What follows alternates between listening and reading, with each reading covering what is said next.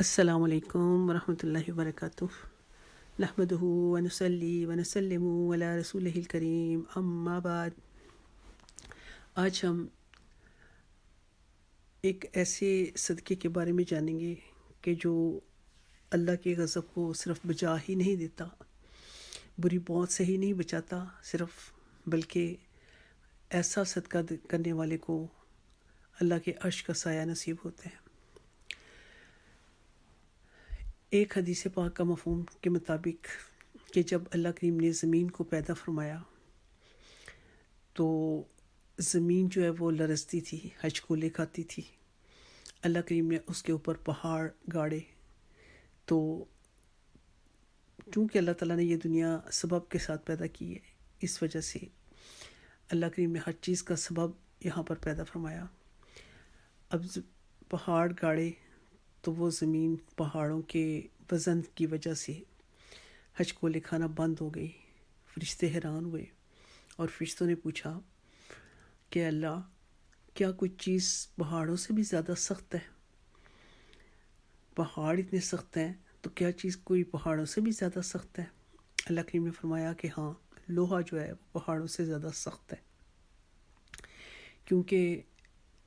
لوہے کی کیل بنا کر لوہے کا ہتھوڑا اگر اس کے اوپر پہاڑ کے کسی حصے پر مارا جائے تو وہ پہاڑ کو توڑ دیتا ہے۔ اب فرشتے حیران ہوئے تو انہوں نے کہا کہ اللہ، کوئی چیز پھر لوہے سے بھی زیادہ سخت ہے؟ اللہ کریم نے فرمایا کہ ہاں، آگ جو ہے وہ لوہے سے بھی زیادہ سخت ہے، کیونکہ آگ کو جب تپایا جاتا ہے اور اس کے اندر لوہے کو ڈالا جاتا ہے تو لوہا نرم ہو جاتا ہے، اور جیسا چاہے بنانے والے اس سے طرح طرح کی چیز بنا سکتے ہیں، ہتھیار یا کوئی اور چیز بنا سکتے ہیں۔ تو آگ جو ہے وہ لوہے سے بھی زیادہ سخت ہے۔ فرشتے حیران ہوئے تو انہوں نے کہا کہ اللہ، پھر کوئی چیز آگ سے بھی زیادہ سخت ہے؟ اللہ کریم نے فرمایا کہ ہاں، پانی جو ہے وہ آگ سے بھی زیادہ سخت ہے، اس لیے کہ وہ آگ پر پڑتا ہے، ڈالا جاتا ہے تو آگ کو بجھا دیتا ہے۔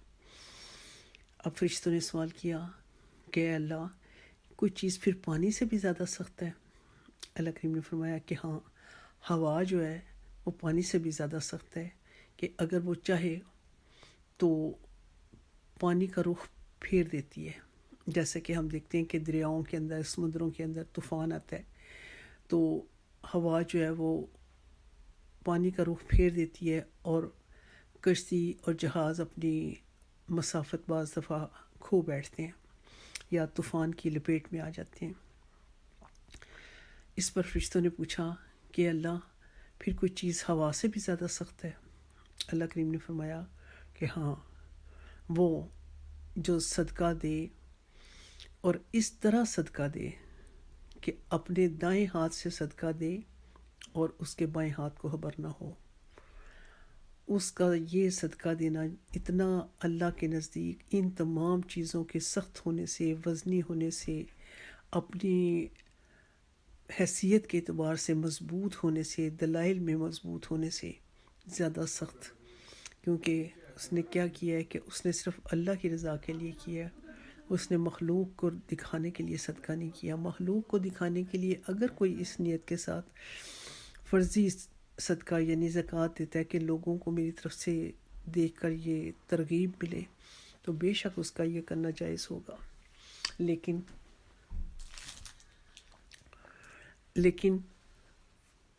اس کے باوجود جو چھپا کر صدقہ دینا ہے اس کی فضیلت اپنی جگہ پر، کیونکہ ایسا کرنے والے سے ریاکاری کا، دکھاوے کا، عجب کا، غرور کا،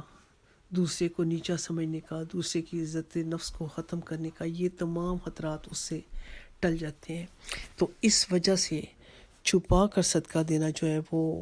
دکھا کر صدقہ دینے سے زیادہ افضل ٹھہرا، کیونکہ شیطان انسان کے ساتھ ہے اور دیتے دیتے، کام کرتے کرتے کام نیکی کا ہوتا ہے، لیکن کسی وقت کیا اکثریت کے ساتھ یہ معاملہ ہوتا ہے، کیونکہ شیطان نہیں چاہتا کہ کوئی بندہ اللہ کے حضور میں سرخرو ہو، تو وہ انسانوں کے اوپر حملہ آور ہونے کی کوشش کرتا ہے۔ ایسے میں نیکی کا کام کرنے والے کے لیے خاص طور پر جب وہ نیکی کا کام کرتا ہے تو اس کے لیے اپنی نیت کو بچانا ضروری بھی ہوتا ہے اور مشکل بھی ہوتا ہے، کیونکہ اگر نیک کام کرتے کرتے دل میں یہ خیال آ گیا کہ لوگ میری تعریف کریں، لوگ مجھے دیکھیں، لوگوں میں میری واہ واہ ہو، لوگ دیکھیں یہ کتنا بڑا صحیح ہے، تو مسلم کی حدیث پاک کے مطابق قیامت کے روز اللہ کریم اس کا دیا ہوا صدقہ قبول نہیں کرے گا۔ کوئی بھی نیکی ایسی جو کہ لوگوں کو دکھانے کے لیے کی جائے گی، اللہ کریم اور نیکی قبول نہیں کرے گا۔ اور ہم خود اس بات کو سمجھیں آج کہ یہ 4 دن کی لذت ہوگی، یہ 4 دن کی لوگوں میں 4 لوگوں کو پتہ چلے گا، 4 لوگوں میں واہ واہ ہوگی، فلاں اتنا صحیح ہے، وہ اللہ کی راہ میں اتنا دیتا ہے، فلاں اتنا نیکی کے کام کرتا ہے۔ لیکن اگر خدا نخواستہ اللہ کے ہاں وہ کام وقت نہ پائے تو وہ دیا ہوا پیسہ بھی ضائع، وہ کیا ہوا کام بھی ضائع، وہ تمام وقت ضائع، وہ تمام محنت ضائع، اور جو اللہ کے ہاں سے اجر کسی کو ملے گا نہ وہ اجر ختم ہونے والا ہے، نہ وہ نیکی ختم ہونے والی ہے، نہ اس کی لذت ختم ہونے والی ہے۔ تو فائدے کا سودا تو یہی ہے کہ انسان اپنے اللہ کی رضا کے لیے کرے، اور اس کے لیے بہترین ہے کہ جب ہم کوئی نیکی کرنے لگیں تو سب سے پہلے اللہ سے توفیق مانگ کر کہ اللہ میں کمزور ہوں، میرے ارادے کے اندر اخلاص عطا فرمانا، ریاکاری کے عمل سے بچانا۔ اور اس وقت جب انسان خاص طور پہ کسی کو کوئی صدقہ دینے لگتا ہے، شیطان انسان کے اوپر بار بار طرح طرح سے حملے کرنے کی کوشش کرتا ہے، نہیں نہیں تم دوسروں کو بتاؤ تاکہ لوگ تمہاری طرف سے دیکھ کر دوسرے لوگ بھی اس طرف راغب ہوں، لوگوں کو پتہ چلے، لوگوں کو سبق ملے، لوگ تمہاری طرف سے یہ اچھا کام ہے تو کوئی اور بھی تمہاری طرف سے دیکھ کے کرے گا تو تمہیں اس کا ثواب ملے گا۔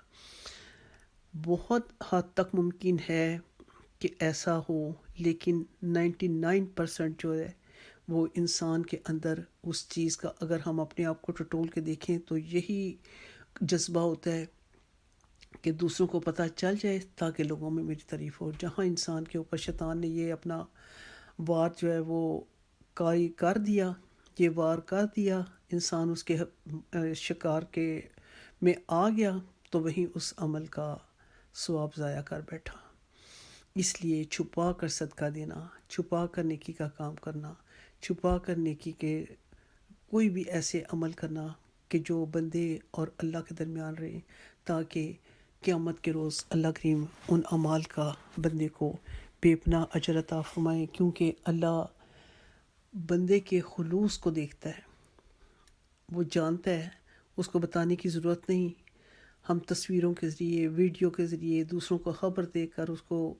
بتانے کے لیے یہ عمل کریں کہ ہمارے اللہ کو اس بات کا معاذ اللہ اگر علم نہ ہو، وہ تو بند کوٹھیوں میں بھی اور ہمارے عمل کرنے سے پہلے وہ ہمارے عملوں سے واقف ہے۔ تو ضرورت اس عمل کی ہے کہ ہم اپنی نیت کو خالص کر کے جو بھی کام کریں، خواہ وہ عمل چھوٹا ہی کیوں نہ ہو، لیکن اپنی نیت کو ہم خالص کر لیں۔ یہ تھوڑی سی دنیا کی لذت، اس کو ہم کافی نہ سمجھیں کہ لوگوں میں ہماری تعریف کی جائے۔ ہاں، اگر اللہ کو منظور ہوا تو لوگوں میں کے دلوں میں اللہ کریم اس بندے کی عزت ڈال دیتا ہے، لیکن بندہ خود سے نہ چاہے کہ میرے اس کام کی لوگوں کے اندر تعریف پھیلے، لوگ میری تعریف کریں، کیونکہ جو کام اللہ کی رضا کے لیے نہیں کیا، لوگوں کو اس میں شامل کر لیا، تو پھر اللہ اس کا اجر نہیں دے گا معاذ اللہ۔ تو ہر اچھا کام کرنے سے پہلے اللہ سے دعا مانگ کر، اللہ سے مدد طلب کر کے، اللہ سے توفیق مانگ کر تو اس کام کو کیا جائے، تاکہ روز قیامت ہمیں اس چیز کا اجر مل سکے۔ اللہ کریم سے دعا ہے کہ اللہ مجھے اور آپ کو، نبی پاک صلی اللہ علیہ وسلم کی ساری امت کو چھپا کر نیکی کے عمل کرنے کی توفیق عطا فرمائے، تاکہ نیک عمل ہمارے اور ہمارے رب کے درمیان رہیں اور ہم قیامت کے روز اللہ سے اس کے بڑے اجر کے مستحق ٹھہر سکیں۔ آمین ثم آمین۔ اللہم صلی علی محمد وعلی آل محمد وبارک وسلم۔ سبحانک اللہم وبحمدک، اشہد ان لا الہ الا انت، استغفرک واتوب الیک۔ السلام علیکم ورحمۃ اللہ وبرکاتہ۔